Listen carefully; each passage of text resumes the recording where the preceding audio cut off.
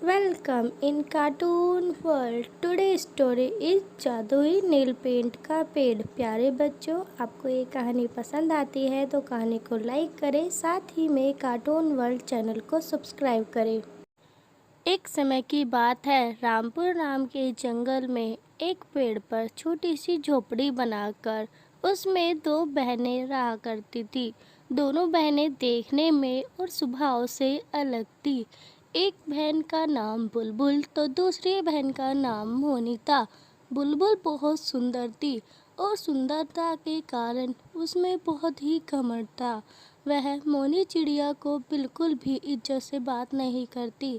दूसरी तरफ मोनी चिड़िया थी जो सांवले रंग की थी, पर हमेशा सबसे अच्छे से बात करती, सभी का कहना भी मानती और सभी घरों के काम कर अपना और अपनी बहन का खर्च चलाया करती थी। काम पे से आने के बाद भी घर में उसे ही काम करना पड़ता। बुलबुल कोई काम नहीं करती। बुलबुल सुबह से शाम तक अपने बिस्तर पर आराम करती और अपने मेकअप और अपने श्रृंगार पर ध्यान देती। उसे घर में क्या चल रहा है उससे कोई मतलब नहीं था। अरे, मैं तो बैठे बैठे थक गई हूँ। आज तो मैं बाहर भी नहीं गई। चलो मैं चलती हूँ। नदी किनारे मेरे दोस्त भी आ गए होंगे। आज उन सभी के साथ घूमना फिरना भी हो जाएगा। इस तरह से मैं बोर भी नहीं होंगी। बुलबुल सोच कर चली जाती है। उसकी बहन मोनी चिड़िया कहती है, अरे बुलबुल कहाँ चली गई? आज बिना बताए घर से चली गई। शायद अपने दोस्तों में चली गई होगी। मैं भी आज बहुत थक गई हूँ, थोड़ा आराम कर लेती हूँ। इसके बाद जब बुलबुल आएगी खाना बना दूँगी।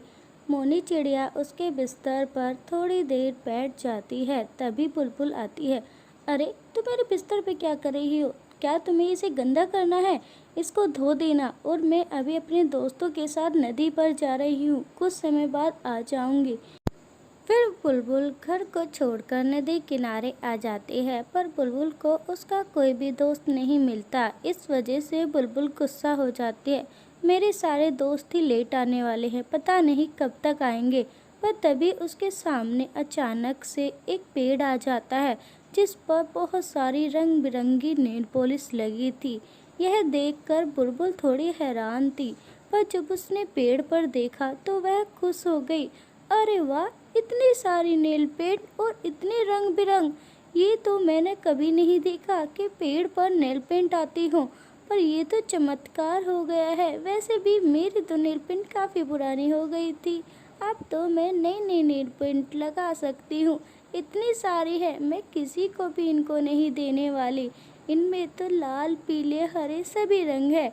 इसके बाद बुलबुल जैसे नेल पेंट लगाती है, वह उस जगह से गायब हो जाती है और एक गुफा में आ जाती है। बुलबुल बहुत डरती है। अरे, ये मैं कैसी जगह पर आ गई हूँ? यह तो बहुत सुनसान और डरावना है। उसके सामने तभी एक जादुई और खतरनाक कौवा आता है, जिसे देखकर बुलबुल कहती है, तुम कौन हो? तुमने मुझे यहाँ पर क्यों बुलाया? अरे, मैं एक जादूगर और भूत कौवा हूँ, जिसकी मौत हो चुकी थी और खाने के लिए उसे नए नए पक्षी चाहिए होते हैं। बुलबुल बहुत रोती है, पर वह कौवा उसे नहीं छोड़ता। उस दूसरी तरफ उसकी मोनी बहन शाम तक सोचती है, अरे बुलबुल इतनी देर तो कभी नहीं लगाती अपने दोस्तों के पास जाने में। न जाने आज कितनी देर लगाएगी। शाम होने को आई है और बुलबुल का पता नहीं वो कहाँ चली गई है। खाना भी ठंडा हो गया है। ना तो उसने आज खाना खाया, ना ही घर पर एक बार आए। मुझे तो कुछ गड़बड़ लग रही है। मुझे ही बाहर जाकर देखना होगा। फिर मोनी चिड़िया जंगल में जगह जगह पर जाकर बुलबुल को ढूंढती है। वह पहाड़ी एरिया पर भी जाती है, पर उसे वहाँ पर बुलबुल नहीं मिलती और ना ही उसका साथी मिलता है। बुलबुल को ढूंढते ढूंढते मोनी चिड़िया उसी नदी किनारे आ गई थी। वह देखती है, अरे ये कैसा पेड़ है जिस पर नील पेंट लगी है? पेड़ पर तो ऐसे कभी नहीं हो सकता। वहाँ पर तो फल लगते हैं, और भला ये नील पेंट इतनी रंग बिरंगी और चमकीली क्यों है? कुछ न कुछ गड़बड़ तो ज़रूर है। यहाँ पर कोई रहस्य है, मुझे इसका पता लगाना होगा। शायद ये भी कारण हो सकता है बुलबुल के घर न आने का। मौनी चिड़िया ये सभी सवाल मन में सोच ही रही थी और तभी उसके सामने एक कौवा प्रकट होता है। मौनी चिड़िया, तुम इस पेड़ से दूर रहो, इनको भूलकर भी मत लगाना। ये मेरे भाई का काम है जो जादूगर था और अपने कर्मों की वजह से जल्दी मर गया, पर वह लोगों को आज भी परेशान करता है, उन्हें कैदी बना लेता है और अपनी गुलामी करवाता है। उसी ने अपने जादू से ये पेड़ लगाया है। जो भी इस नील पेंट को लगाएगा वह उसके जादू में फंसकर उसके ही जेल में चला जाएगा। तुम्हारी बहन को भी ही उसी के जादू से उसने कैद किया है। तुम पर दूर रहो, वो तुम्हें भी अपना कैदी बना लेगा। उसकी कैद से छूटना आसान नहीं है। पर मौनी चिड़िया नहीं मानती। वह कहती है, मुझे अपनी बहन को बचाना है, चाहे कुछ भी हो जाए। अगर तुम नहीं मानती हो तो मैं तुम्हें ये जादुई जल देता हूँ, इसे उस कौवे के पास छिड़क देना। फिर मौनी चिड़िया नील पेंट लगाकर उसी जगह पर पहुँच जाती है। वह देखती है उसके सामने एक डरावना भूतिया कौवा था। हा हा हा, मेरे जाल में तो बहुत अच्छे अच्छे पक्षी फंस रहे हैं। अब तो मुझे शिकार करने के लिए बाहर जाने की कोई ज़रूरत नहीं है। भूतिया कौवे, तुम ये सब क्यों कर रही हो? बेचारे पक्षियों ने तुम्हारा क्या बिगाड़ा है? तुम उन्हें कैदी बना रखा है और मेरी बहन को भी यहाँ पर तुमने कैदी बनाया हुआ है। मुझे काम करने के लिए लोगों की ज़रूरत होती है और नए नए पक्षी बहुत अच्छा काम करते हैं, तो मैंने अपने जादू से वो पेड़ लगाया।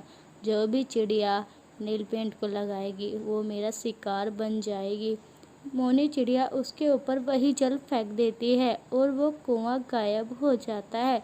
जैसे ही वो कौवा गायब होता है, बुलबुल चिड़िया सामने आ जाती है। वह रोती है, मौनी बहन, मुझे माफ़ करना। मैंने सदा ही तुम्हारे साथ बहुत गलत बर्ताव किया, पर तुमने मुझे बचाने के लिए अपनी जान भी खतरे में डाल दी।